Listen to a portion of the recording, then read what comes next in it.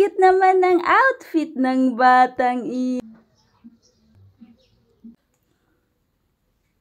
Pupunta kami ngayon sa village at ito yung ating outfit. At yun yung aking junakis and we're ready to go to Alta. Parang rich kid ah. Rich kid.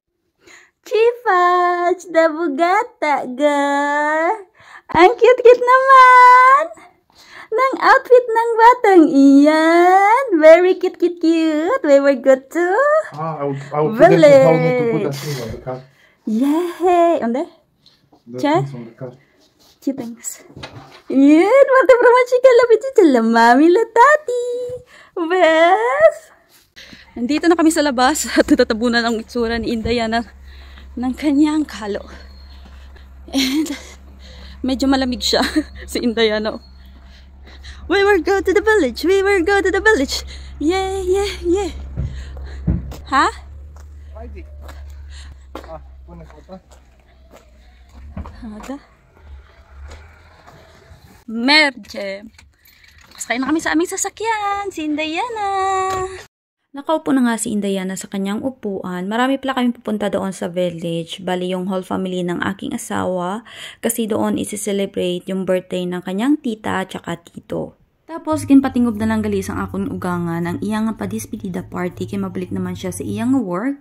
Ari nagli kami sa balay sang iyang utod sa village. Hindi na ako nag-video pa ng maramihan kasi nga ang family ng aking asawa, they are very private. Tapos, nagstay lang muna kami dito sa room kasi malamig pa sa labas. Very good gid si Indayana sa amon nga biyahe kay of course dala ko ang iya mga abubot, ang iya nga dal, kag ang iya nga musika, para naman malibang siya sa aming sasakyan. O, diba, alam nyo na, kapag mami kayo, kailangan ganito na yung mga dala-dala nyo. Dati, lipstick ang dala, pero ngayon mga toys na.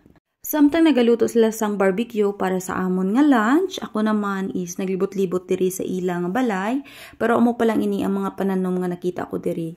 Tapos, nag-start naman sila pananom sa mga sibuyas kag ahos.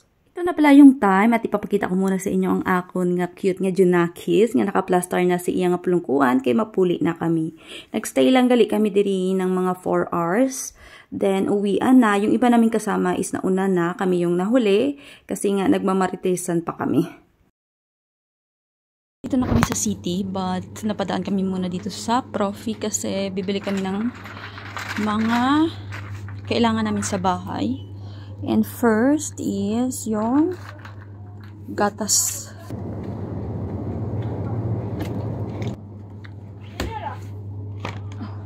Dahil ang bilis ng aming transition, kaya nandito na kami sa aming city, dumaan muna kami dito sa may Profi para bumili ng mga kailangan namin sa bahay. Of course, unahin natin yung gatas kasi gatas is life.